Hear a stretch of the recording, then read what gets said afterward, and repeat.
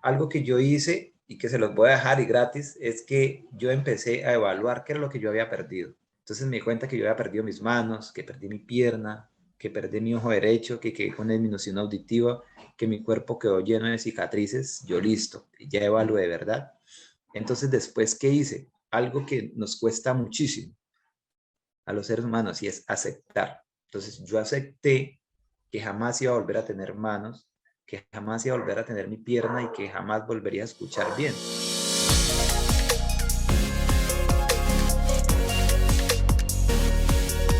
Hola people, bienvenidos a un nuevo episodio de Factor Esencial. Como siempre, un honor y un placer estar aquí con todos ustedes, acompañándoles y trayéndoles buenas historias y buenos invitados. Hoy no podía ser la excepción, está con nosotros, diría yo, el coraje hecho en vida. Una persona que no sabe lo que son los límites y mucho menos las limitaciones. Hace poco empecé a seguir su historia y sin duda alguna llamó muchísimo mi atención por completo. Y por eso está hoy con nosotros Juan José Florian, más conocido como Mochoman. Parcero, bienvenido a Factor Esencial. De verdad que qué honor tenerte hoy aquí con nosotros y yo sé que vamos a aprender un montón de tu historia. Juan, muchas gracias.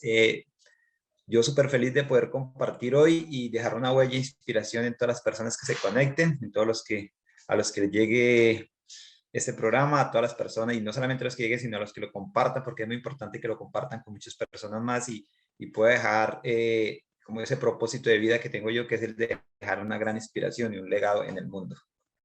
Amén. Y yo creo que ya estás impactando un montón de vidas y lo que dijiste, compartir. Yo creo que cuando comparten este programa o programas como este, lo que estamos es compartiendo es puro amor y buena energía a través de una conversación y yo creo que le hace falta muchísimo este tipo de conversaciones al mundo. Me gustaría saber un Gracias. poquitico más de tu historia y que nos compartas, digamos, esa situación por la que tuviste que pasar, que sin duda alguna cambió tu vida por completo y que te tiene hoy aquí también frente a nosotros, trayéndonos una bonita historia de éxito y de inspiración. Claro que sí, Juan. Bueno, mi vida es, no sé si llamarla ha sido demasiado dura o demasiados retos, no sé, pero mi vida se parte como, podría decirlo, como en dos, tres historias. Y la primera parte o la primera historia de mi vida es mi niñez. Pues yo soy de nacimiento antioqueño, pero pues me crié en el departamento del Meta, así que tengo crianza llanera. Y donde fue mi niñez fue una región muy golpeada por el conflicto armado colombiano, que el mundo sabe, todos los años de guerra que vivimos acá en Colombia, el conflicto armado colombiano que vivimos, y donde fue mi niñez, fue una región que fue demasiado controlada por los señores de las FARC, por los señores paramilitares. Entonces, desde muy niño, para Juan José fue muy normal ver los secuestros, ver cómo asesinaban a las personas, ver cómo las amarraban, ver cómo los maltrataban, cómo nos controlaban, cómo nos tocaba pedir permiso. A mi mamá le tenía que pedir permiso para los fines de semana salir a comprar la carne, para salir a comprar el mercado, y cómo también nos tocaba pagar las extorsiones a estos señores por las hectáreas de tierra que mi mamá tenía, que era una finca muy pequeñita, había que pagar, y por las cabezas de ganado, por los litros de leche que se sacaban, porque a mí me criaron a punta de leche. Mi mamá tenía como unas 10, 12 vacas aproximadamente lecheras, y para mantener a sus hijos, mi mamá pues fue de la leche de estas vacas. Y aunque mi mamá se consintió mucho con mi padre y tuvo 8 hijos, yo soy el cuarto de ellos. Entonces los cuatro menores nos criaron a punta de lechecita de vaca. Mi mamá vendía la leche, vendía el queso, y pues sacaba para nosotros y también sacaba para pagarle a estos señores, porque ellos exigían que había que pagarles una multa por todo ese tipo de cosas. Hay muchas cosas que a veces el mundo no conoce, y nos quedamos solo en la parte de las bombas, de las minas, de los secuestros, pero pues ahí detrás de eso habían cosas más grandes, porque pues no sé si la gente, cómo se mantenían todos estos grupos terroristas, pues a punto de, aparte de los secuestros, pues de las extorsiones, de quitarle a la persona que vendía la lechecita, que vendía el racimo de plátanos, había que pagarle un impuesto, y del que iba a comprar también el plátano había que pagarle, tenían que pagar impuestos. Entonces mi niñez fue así, en medio del conflicto armado colombiano. Juan, mire, yo de niño, yo no tuve la oportunidad que tienen los niños hoy en día, ni que tiene mi hijo, de ir a un centro comercial, de ver juegos pirotécnicos en diciembre, esas cosas bonitas que vemos hoy en día. Yo no tuve esa oportunidad, porque yo lo que vi fueron bombas, fueron combates, y a mí me fascinaba eso. Y siempre empezó a tener ese amor, ese cariño por el ejército. Yo hablaba con los soldados y les preguntaba por qué ellos aparecían ahí, desaparecían, y además que me daba curiosidad cómo ellos se movían y no hacían ruido, no dejaban huellas, no dejaban nada. Entonces yo me levantaba a las mañanas a mirar por dónde se habían ido y yo no encontraba nada. Entonces cuando podía hablar con ellos yo les preguntaba y eso me pegaban, me decían de todo, o sea, me pegaban unas historias. Pero entre todas las cosas que me dijeron, lo que más me quedó en mi mente es que ellos hacían un trabajo social por la comunidad y que venían a hacer valer mis derechos, que yo tenía muchos derechos, incluso el de jugar, el de ser libre, el de poder ir al pueblo cuando yo quisiera, el de no tener por qué pedirle permiso a otras personas. Mi mamá no tenía por qué hacerlo. Entonces, cuando los soldados estaban, yo jugaba hasta tarde de la noche en los potreros, y más cuando están esas lunas llenas, hermosas, que yo sé que todo el mundo las ha apreciado, esas lunas llenas, iluminan ese pueblo. Exacto, entonces nosotros jugábamos con mis hermanos en los potreros hasta tarde de la noche. Entonces ahí empezó a nacer ese amor por esa institución y a darme de cuenta realmente quién eran los malos, quién eran los que hacían cosas atroces y quién eran los que venían a defenderme. Hasta que cumplí mis 14 años, 15 años y fui reclutado por las FARC. Empieza como la primera parte de esta historia, que aparte de criarme entre las bombas, a mis 14 años fui reclutado por los señores de las FARC, con un argumento como que muy malo realmente, que le llegaron a decirle a mi mamá que porque su hijo mayor se ha ido a ser parte del ejército, ella también tenía que aportar un hijo a la causa. Entonces fui reclutado. En ese momento yo era el mayor de los 4 menores y me llevaron a mí sin opción de decir no ni preguntar el por qué. Una pregunta, ¿te puedo decir Mocho o te gusta más que te diga Juan o cómo? Sí, claro, no, hágale como se sienta en confianza. Aquí no hay manos, no hay protocolos. ¿Estabas en esa época, estabas en el colegio o no, no tuvieron, Sí, yo digamos, estaba en la la escuela, oportunidad? sí, yo estaba estudiando yo estaba en la escuela, pero llegaron, fui a mi casa como entre las 5 o 6 de la tarde y me sacaron sin decir, sin poner resistencia, sin nada. Mi mamá, aunque ella sí trató de hablarles y explicarles, no, esos señores no entendían razones y me sacaron. Así que me llevaron a la famosa zona de extensión por allá en el año 98, 99 que tuvimos aquí en Colombia, donde realmente la FARC se fortaleció muchísimo, y donde llevaron muchos niños reclutados, demasiados. Yo creo que los datos que dan hoy en día en los medios de comunicación, la verdad a mí me da risa cuando salen esos datos, porque uno que vivió la guerra y que vivió el reclutamiento obligatorio se da cuenta que fueron muchos más los niños y los jóvenes que fuimos reclutados que los datos que ellos. Así que me llevaron a una zona de extensión donde trataron de cambiarme mi mentalidad, donde trataron de borrarme todos los principios y valores que mi mamá me había enseñado, todo lo que había aprendido en mi casa. Y aunque fueron muchas las horas de cátedra, muchos los entrenamientos, yo tenía un objetivo muy claro en mi vida, y era que quería ser soldado de Colombia, que yo no había nacido para ser guerrillero ni para ser terrorista. Entonces yo lo tenía muy claro lo que quería hacer, y aunque cumplía las órdenes, porque si no me iban a terminar fusilando, duré un año planeando cómo iba a desertar de este grupo. Sabía que solo tenía una opción, o habían dos opciones. Realmente uno en la vida tiene dos opciones. Una, el de lograrlo, y la segunda opción, el de fallar y que fuera fusilado por haber intentado, como ellos dicen, traicionar la revolución o el movimiento. Así que esa oportunidad que tenía que aprovecharla al 100%, y duré un año, cerca de un año, planeándolo todos los días cómo lo iba a hacer. Solo lo pensaba entre mí, no lo compartía con nadie porque eh, pues no había esa confianza, y más una cosa como esta no se podía hacer, y habían los espejos de que otros muchachos, otros jóvenes lo habían intentado hacer y habían fallado, o los habían echado al agua y terminaban haciéndoles consejo de guerra. Entonces tenía que hacerlo solo, y en una toma en el departamento del Tolima, logré llevar a cabo el plan que había hecho durante muchos meses, durante muchas Pero horas lo había pensado. Y discúlpame mucho que te interrumpa porque es que lo cuentas como, o sea, lo muy pasas y uno fácil, dice, suena muy fácil, sí, ¿cierto? exactamente, pero estando ahí, estando en una zona de guerra, porque es una zona de guerra completamente, creo que podemos compararla con un campamento nazi fácilmente porque estás viviendo privado de tu libertad. ¿Qué se vive en ese momento uno a los 14 años? O sea, ¿a qué hora los levantaban? ¿Cómo era un día normal para ustedes sabiendo que tenían que seguir todas esas órdenes? Bueno, no, normalmente nos levantaban a las 4:30 de la mañana, a las 5 de la mañana en ese tiempo, no sé si todavía lo hagan hoy en día, pero ese tiempo a las 5 de la mañana nos dan el desayuno. Nos levantaban a las 4 de la mañana porque había que dar dispositivo de seguridad o había que montar una avanzada según ellos. Entonces empezaban a enseñarnos eso, ¿no? A sembrarnos como esa malicia en la cabeza que había que montar un dispositivo de seguridad.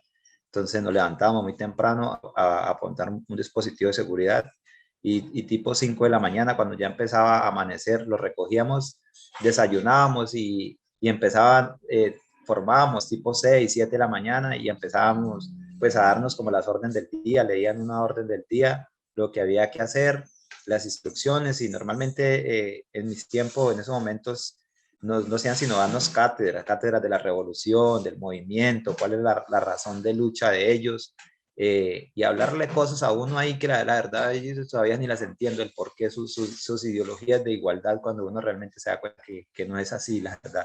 Su pensamiento de izquierdista y todo ese tema de revolución y contra las cosas, el capitalismo y todo esto que realmente esos grupos armados hacen y que la verdad, pues uno siendo un joven, cuando uno es pongámoslo, es que, bueno, un adolescente, pero uno realmente es inocente de muchas cosas y más cuando uno ha sido criado en el campo, que hoy en día los jóvenes tienen una capacidad pues de conectarse a las redes y explorar un poco el mundo, ¿no? En mis tiempos no existían teléfonos ni nada, es simplemente un periódico que llegaba y uno medio leía por ahí o lo que nos enseñan en la escuela.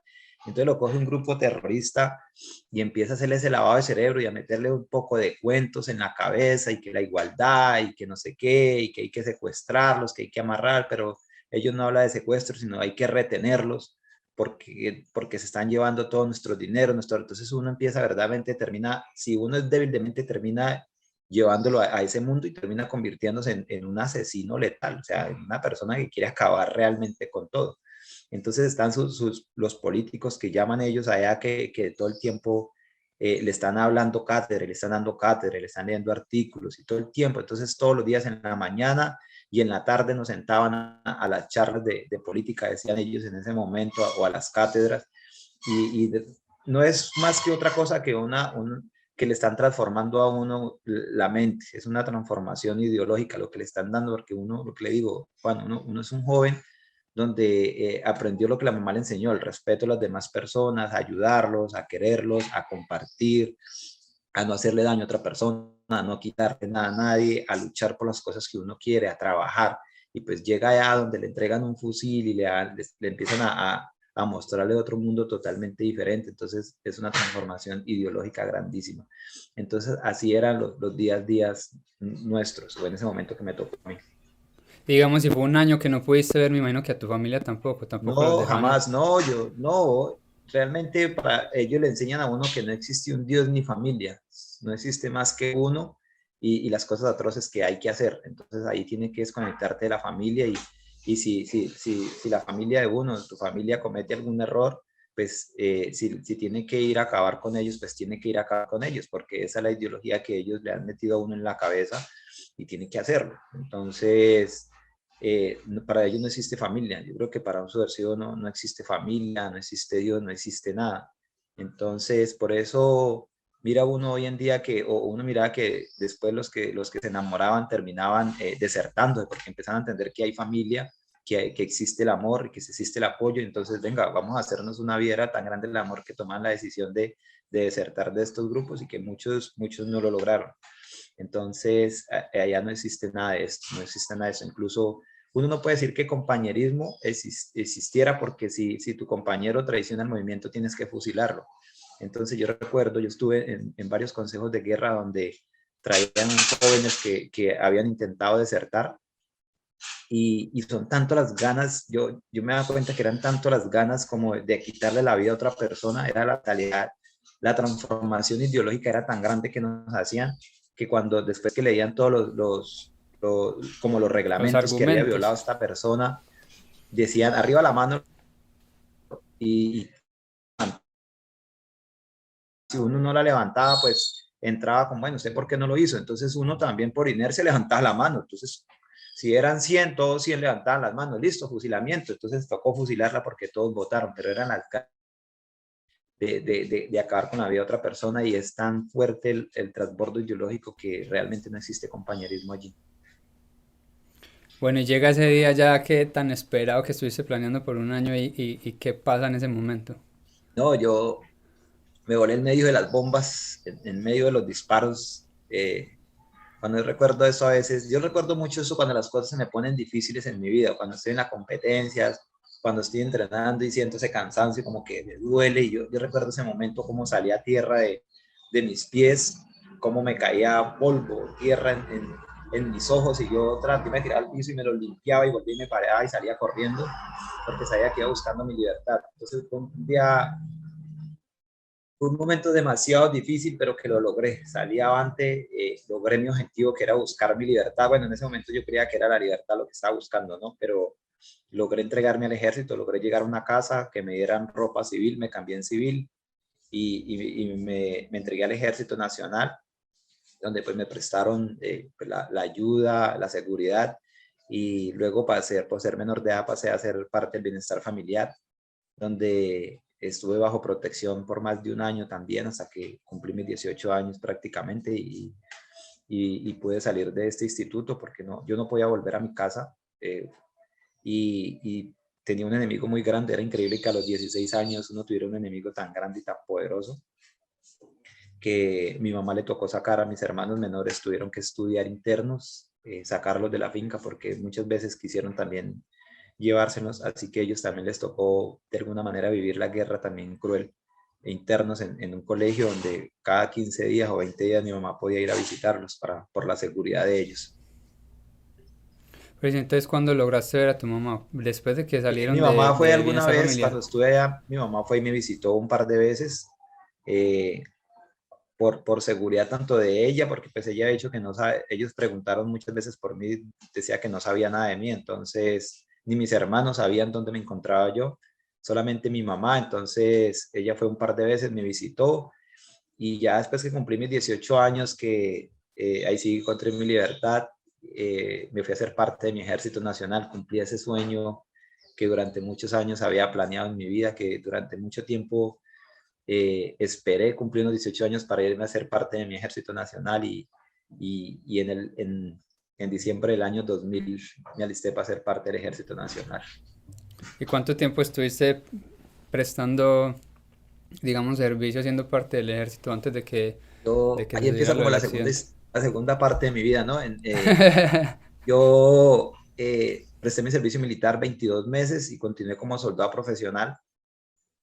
Me enamoré más del trabajo y del apoyo a la comunidad que hacíamos como soldados, del cariño que uno recibía del pueblo colombiano, entonces eso me enamoró más de la institución, además que aparte de eso empecé a ver como las cosas buenas, ¿no?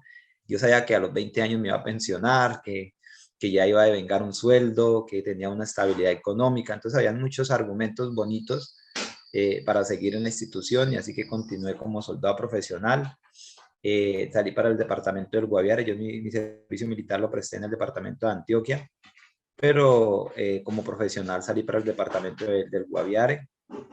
Ahí llegué en el año 2002 como soldado profesional y para el departamento, luego salí trasladado para el Meta en el 2005 y en el 2011 viene la tercera, la parte de mi vida que es el cambio de mi vida. Un artefacto explosivo desaparece parte de mi cuerpo. Y yo creo que hacer un paréntesis también acá porque estamos hablando de que te enviaron para muchas de las zonas, diríamos nosotros en Colombia, más calientes, sobre todo en esa época, que era el Sí, Guaviare, Antioquia, me imagino que por los lados del sí. Chocó, del Urabá antioqueño, Yo estaba ir más a... hacia el nordeste, Segovia, Remedios, Machuca, toda esa parte que también era algo caliente, como lo dices, sí, como decimos acá, Muchísimo, caliente. porque es una zona muy minera y ellos querían apoderarse de absolutamente todo Total, también. total.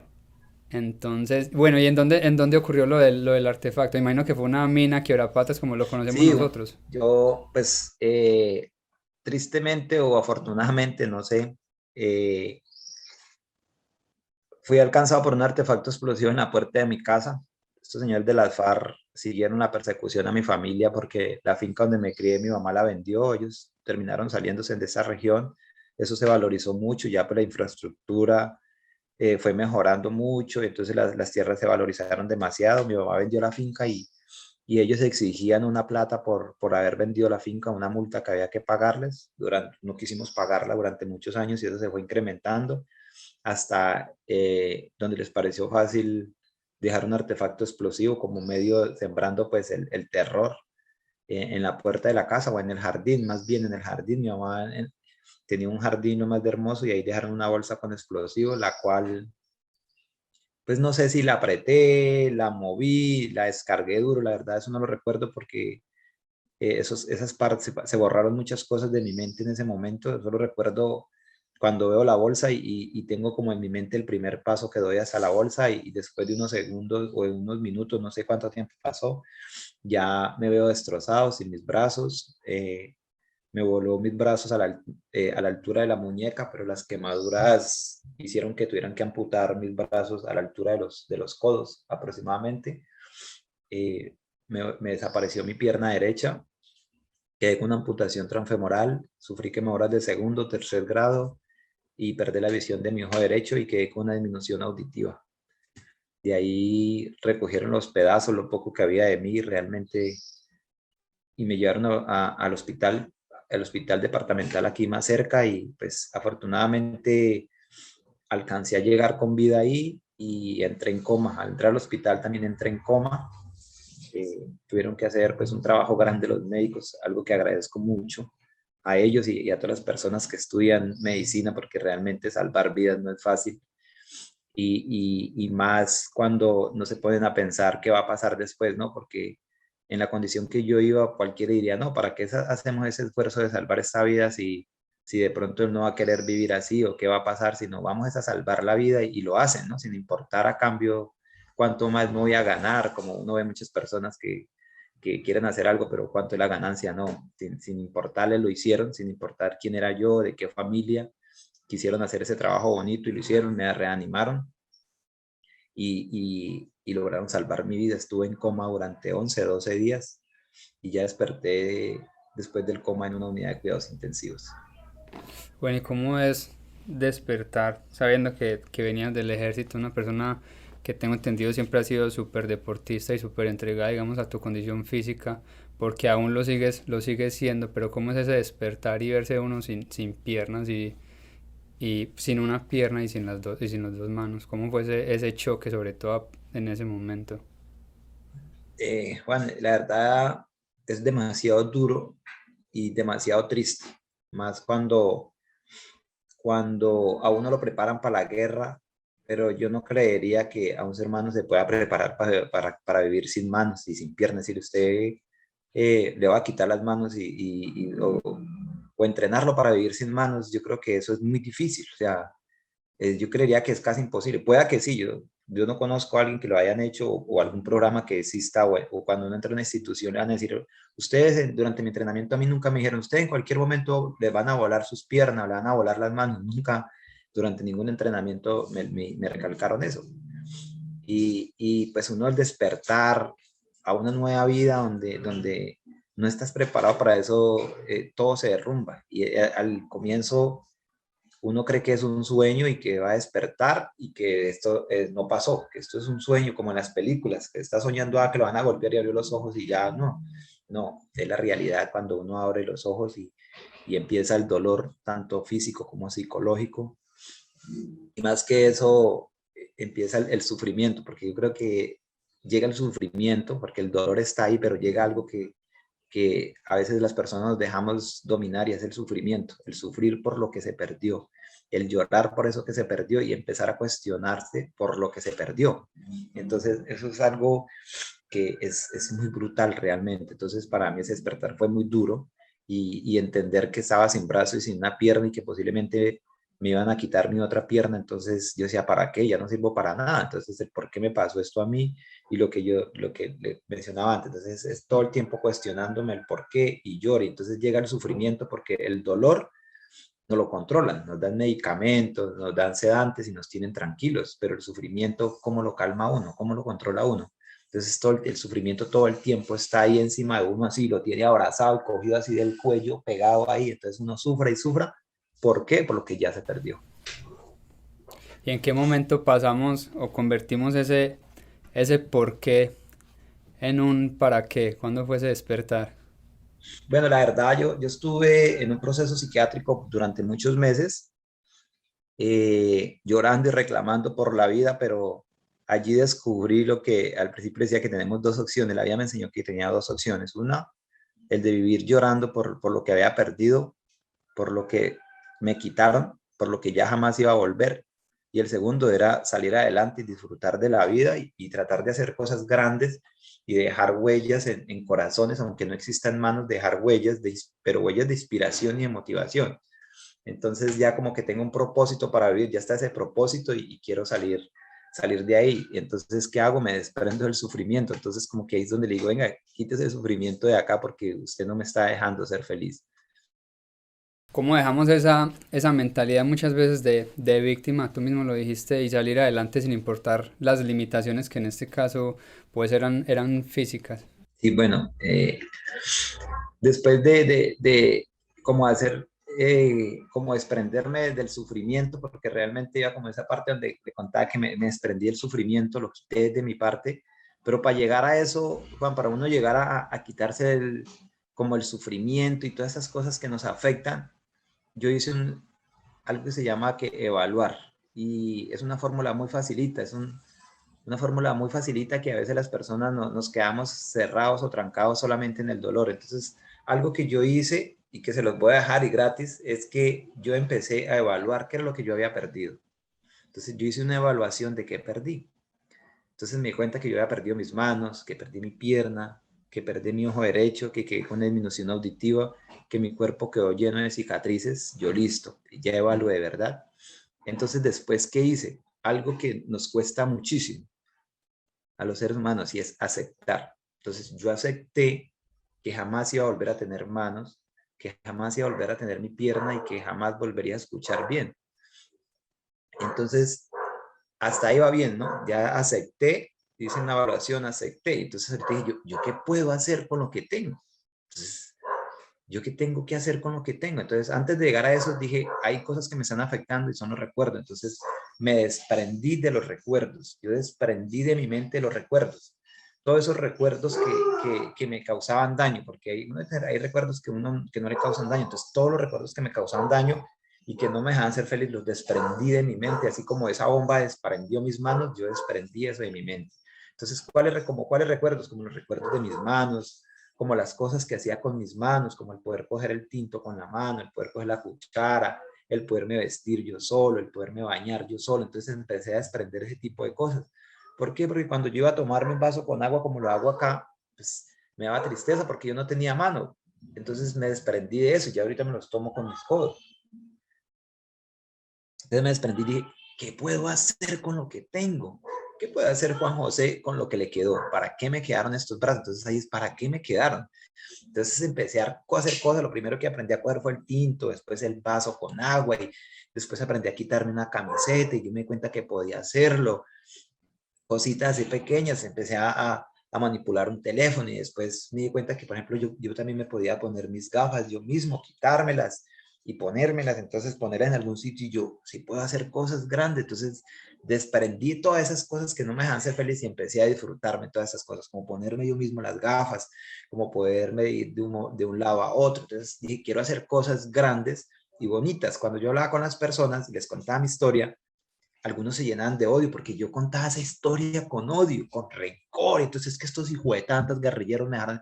Entonces, yo no, sí, pues, los guerrilleros, la FARC me dejó así, pero ¿sabe qué? Mire, yo hoy día soy nadador. Entonces, empecé a nadar y empecé a conocer del deporte y me fui por ese estilo de vida.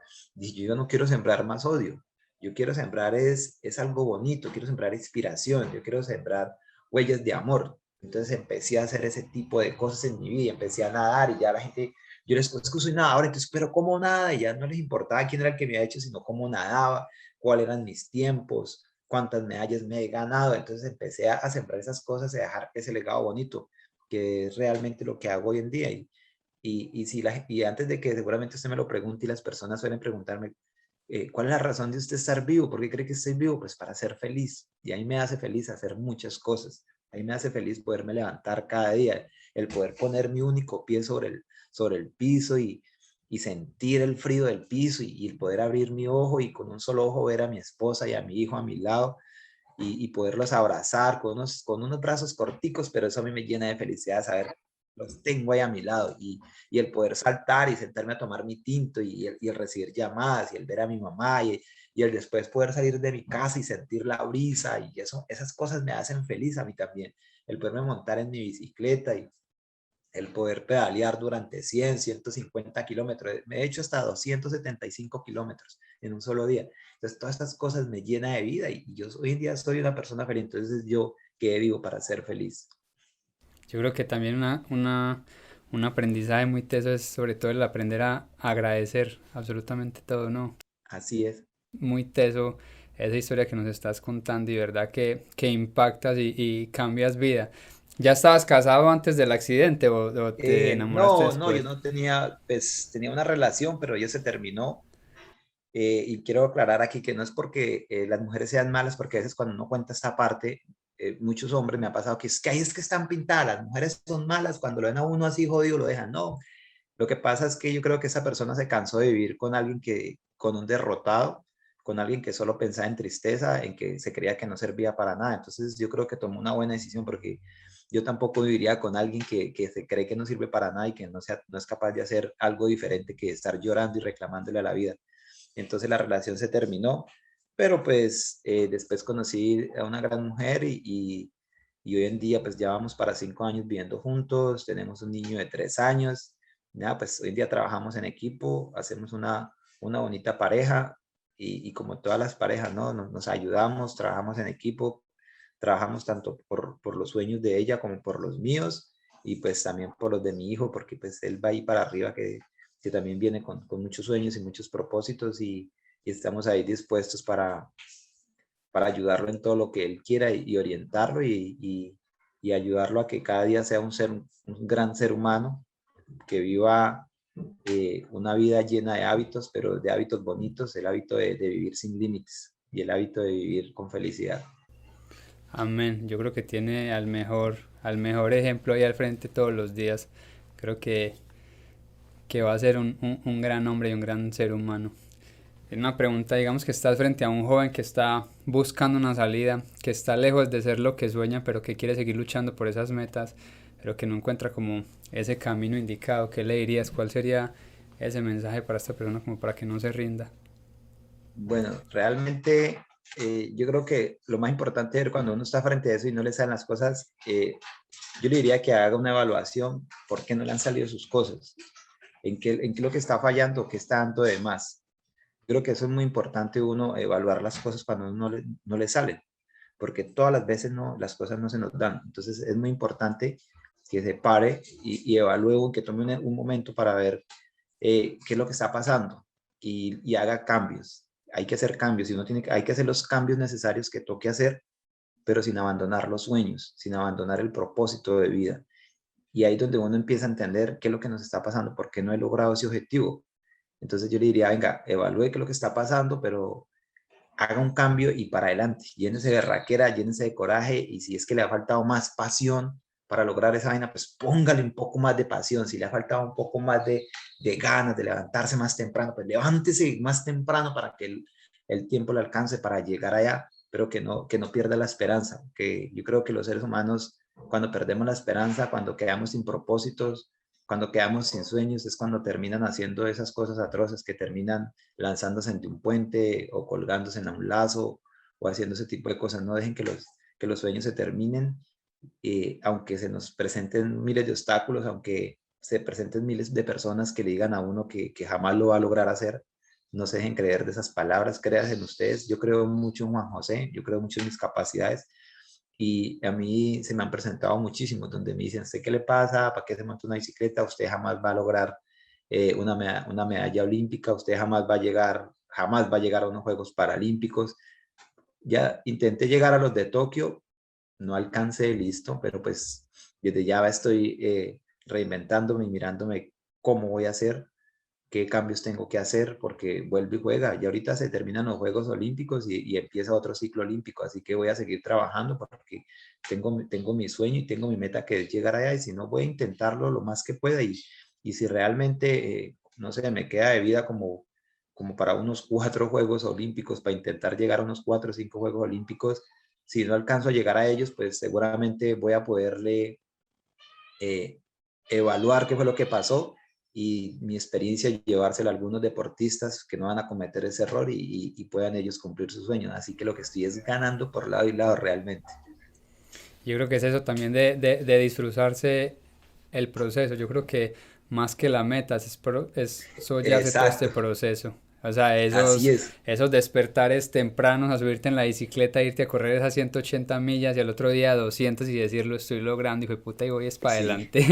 así usted lo ha dicho, Juan, y es algo muy bonito y realmente a veces creemos, a veces vivimos convencidos que la felicidad está en la meta. Cuando yo llego a esa meta, pero realmente usted lo dijo, la felicidad está realmente en ese proceso, en el proceso, en el de poderse levantar uno cada día, el de conocer personas bonitas, en el de los obstáculos, el de superarlos. Ahí está la felicidad, ahí está realmente lo importante y lo bonito de uno tener un sueño y trabajar para él.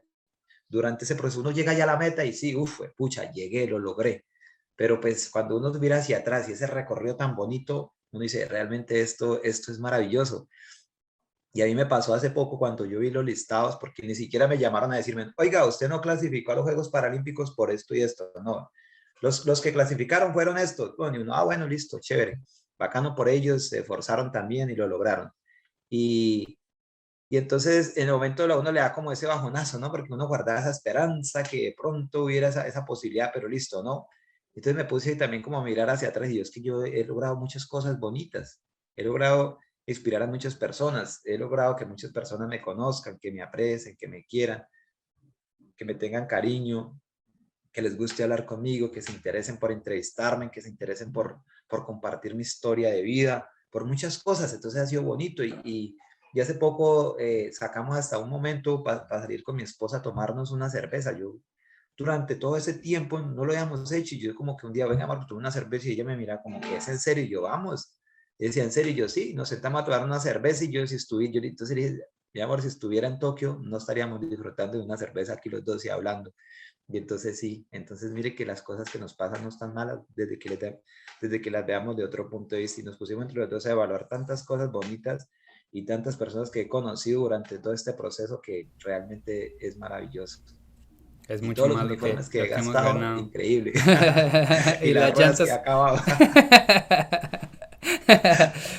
Bueno, tengo una pregunta ahorita que estabas hablando de las clasificaciones. Entonces, ¿cómo es la precalificación o cómo se juzga Bueno, para poder llegar a, a unos Paralímpicos? bueno, Juan, mire que hay algo que, ya que me toca este tema y si me quiero empezar a hablarlo, porque hay algo que se está viviendo mucho el deporte paralímpico y es el tema de las clasificaciones funcionales. Y estamos viendo que, o yo estoy viendo, que las personas con lesiones más complejas, como en mi caso, siempre vamos a llevarlas de perder. Y las personas con lesiones más leves o más funcionales se están ganando todo. Entonces, hace poco leía un artículo de Daniel Díaz, un nadador brasilero de la categoría de C5, y el hombre también decía, yo no sé cómo explicar las clasificaciones funcionales y si cada día pues está más, eso está muy difícil. Cada vez vemos personas más funcionales en las categorías, en las mínimas categorías. ¿Y qué está pasando? ¿Y qué me he dado cuenta que está pasando con esto? Que los deportistas o las personas con lesiones más leves se están volviendo como más interesantes para los comités paralímpicos. Claro, Les porque se están llevan dando más más mensajes para se llevan más medallas para los países. claro, entonces para un comité paralímpico es más fácil, un ejemplo, un Chris Froome, ¿cierto? Sufrió una caída, quedó con una lesión en la cadera. Si este hombre quisiera, muy seguramente estaría corriendo con los paralímpicos. Entonces su país lo tendría corriendo como los paralímpicos. Entonces, seguramente él no lo quiso, seguro su mentalidad es diferente, pero en Colombia vemos muchos deportistas que se caen en la Vuelta a Colombia, en una competencia y sufren lesiones, se vuelven muy apetecidos para las ligas de paracycling porque de alguna manera es más fácil de ganar una medalla y es menos la inversión y las modificaciones que tienen que hacer que con un ciclista como Juan José Floriano mucho más, porque mi condición es totalmente compleja. Entonces tienen que hacer unas adaptaciones, tienen que hacer muchas cosas. Entonces se está volviendo más interesante. Entonces ahorita en las competencias estuve como muy pendiente en las pruebas de pista y unieron la categoría C1, C2 y C3, C4. Entonces, ¿y quién se gana las medallas? Los de las categorías más funcionales. Entonces uno como que la verdad no hay un equilibrio total en las clasificaciones funcionales. Esperemos, y yo creo que esto es de nosotros, de los deportistas, empezar a hablar, empezar a poner como el grito, venga, necesitamos que realmente haya un equilibrio para competir, porque no es justo que si revisas, y yo le invitaría a que revise la clasificación funcional en Paracycling, te das cuenta que de todos los ciclistas de la C1, el más mocho soy yo, el más complejo es Juan José Florian. Y hay unos ciclistas que están muy completos, donde le pueden Yo hacer un creo hacer cambio un de ritmo. paréntesis, discúlpame que te interrumpa, pero Sí, para ser más claro, dices que sos el que está más jodido es porque te faltan las dos manos y una pierna. ¿Cuál exacto, sería sí. exactamente, cuál sería entonces, digamos, tu contrincante que en este caso dices que tienen las de ganar o que le están dando Pongámosle, la oportunidad? hay un joven también que lo conocí en el Mundial de Cuba, también es amputado igual a mí de sus brazos y su pierna, pero el resto de mis rivales todos tienen las manos. Ay, bueno, hay un español que también es amputado de sus dos brazos, pero él tiene una ventaja que él es amputado abajo de rodilla. Pero el resto de los rivales, si los ven, ellos son súper funcionales, tienen sus manos completas, sus dedos les funcionan muy bien, sus piernas. Entonces es diferente que empujen dos palancas a estar empujando una. Es diferente el poder frenar con sus manos, el estar con sus manos, hacer el movimiento de tocar, de oprimir un freno en un descenso, en una curva, el que tener que dejar de pedalear y con la pierna ir tocando el freno que no le da la misma seguridad. Entonces tengo una desventaja grande, pero yo soy de los que no miro qué es lo que me hace falta, sino lo que tengo para luchar por ellos. Pero sí sería bueno que los sistemas empiecen a hacer cambios y empiecen a equilibrarnos mejor realmente para las competencias. ¿Y cómo llegó a unos Juegos Paralímpicos? Lo que yo leí, de acuerdo al Comité Paralímpico Internacional, es que hay que hacer todo el ciclo olímpico, ¿no?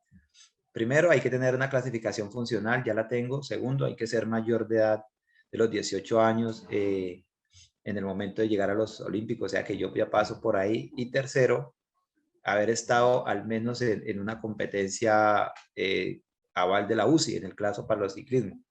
Entonces, en cada competencia que yo me inscriba, como en Copas del Mundo, mundiales, esto va sumando puntos, pero los puntos son para la nación. En este caso son para Colombia. Entonces, al final de la temporada, ya un mes, 2 meses antes de los Juegos Paralímpicos, el Comité Paralímpico le dice a Colombia, oiga Colombia, usted durante el ciclo olímpico sumó, no sé, 100 puntos. Usted puede traer 3 deportistas, 3 ciclistas. Ustedes deciden a quién llevan. Entonces Oh. ya empiezan ellos arriba a mirar a quién lleva. Entonces, si O uno, sea que si uno nunca fuera, hay una competencia entre los que clasificaron. no, Que debería o de ser sea, así justa. O sea, hay tres cupos, vamos a hacer una competencia y que pasen los tres sí, primeros, por entonces ejemplo. no, yo creería que más que hacer una competencia entre esos es de mirar quiénes fueron los que hicieron los puntos y esos son los que van.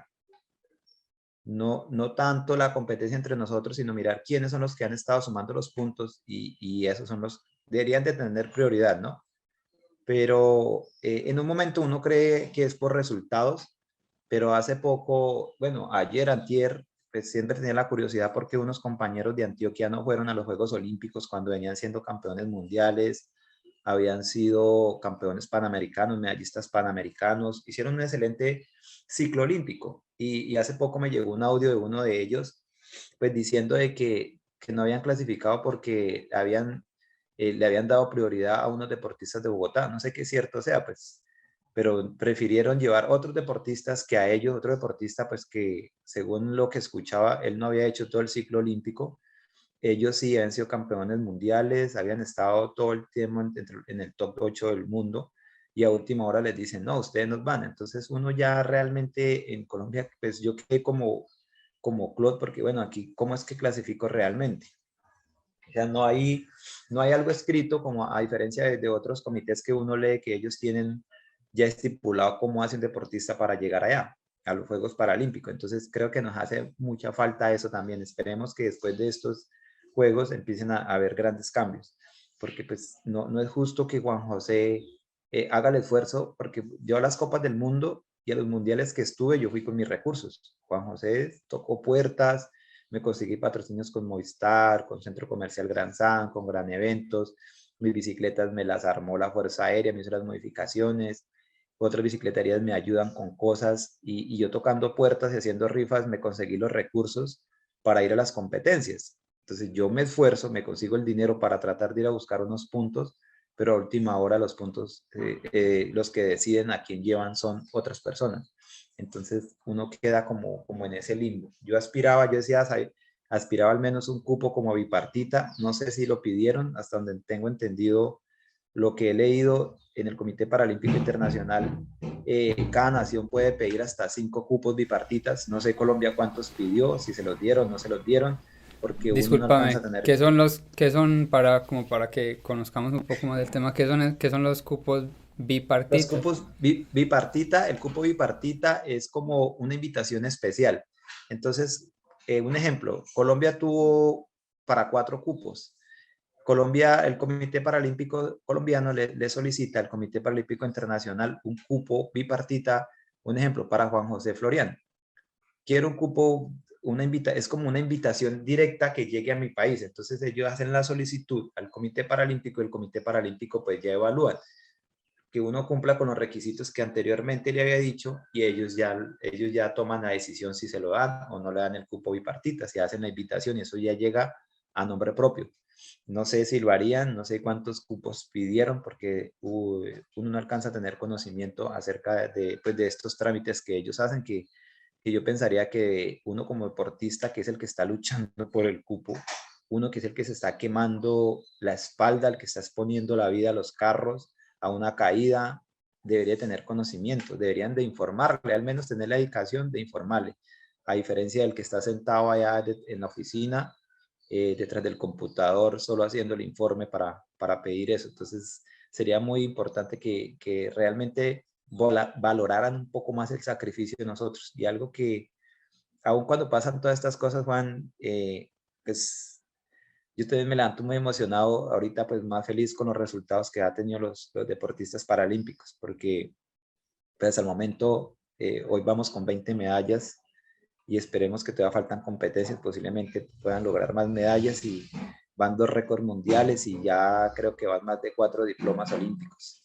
Comparación a los deportistas olímpicos, la idea no es crear como una rivalidad entre las personas, entre los deportistas paralímpicos y los olímpicos, sino es que empecemos a cambiar, que empiecen a darse cuenta que nosotros estamos en igual de condiciones a ellos, que seguramente le ponemos un poco más de coraje a los entrenamientos, a perseguir nuestros sueños, porque sabemos que es enfrentar la adversidad, sabemos que es levantarnos de la nada, sin brazos, sin piernas, sin poder caminar y levantarnos a perseguir un sueño. Entonces seguramente eso es lo que marca la diferencia, pensaría yo, pero que realmente necesitamos un poco más de atención desde los medios de comunicación, desde la empresa privada, que nos preste más atención y desde los mismos directivos deportivos, que no sea justo que nos toque a nosotros mismos conseguir todo nuestro material, nuestras bicicletas, nuestras llantas, todo para llegar a un evento como estos, que necesitamos realmente más grandes cambios,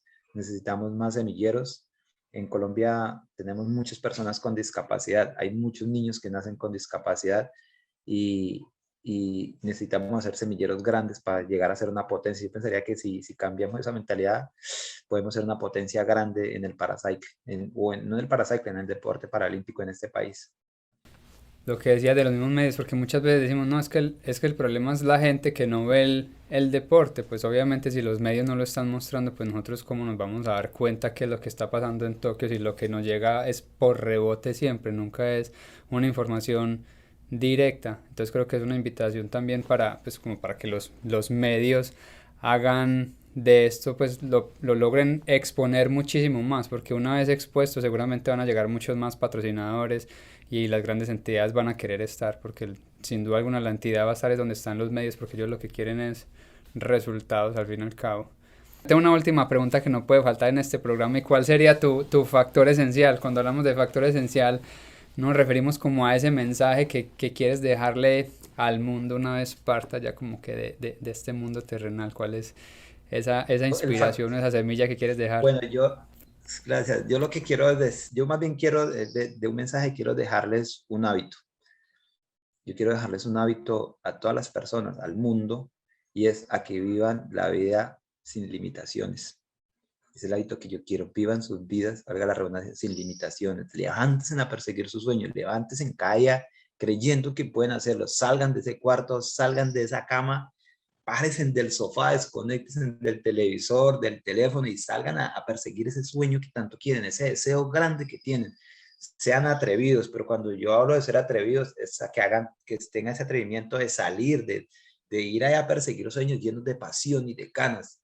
Entonces, ese es como el hábito que quiero dejarles, que transformen sus vidas, que transformen cada cosa, que hagan cosas grandes realmente con lo poco que tengan, no se pongan a desear lo que no tienen, que si yo tuviera mis dos piernas, pues podría correr más, no. Si ya hay una sola, pues toca ver cómo se puede hacer con esa sola, pero es que hay que intentarlo. Entonces, yo creo que eso es vivir uno sin límites. Amén. De todo corazón, mil y mil gracias. Yo creo que casi me hace llorar, parcero, de todo corazón. Yo creo que lo que transmite esa energía, sobre todo esa inspiración y ese coraje, como lo dije al principio, yo creo que eres el coraje hecho en vida. Yo creo que nosotros muchas veces nos ponemos unas limitaciones mentales, como vos mismo las decís, muy grandes y creemos que tenemos problemas grandes hasta que miramos para abajo y nos damos cuenta de que si hay gente que sí tenía problemas, que sí tuvo que pasar dificultades, que sí tuvo que batallarla durísimo para estar donde están hoy en día y que si una persona como vos lo ha logrado superar todas esas batallas por las que pasaste, pues ¿por qué nosotros no lo podemos hacer?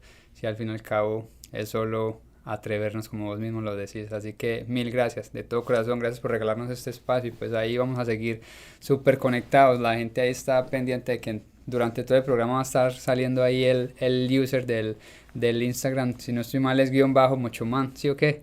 Así es, Para vale, que se muchas gracias. conecten, Sí, que sí. lo que transmite este man es brutal. Así que mil y mil gracias, parcero. Muchas bendiciones. Listo, listo, Juan, muchas gracias. Les envío un abrazo cortico con la mejor energía. Amén.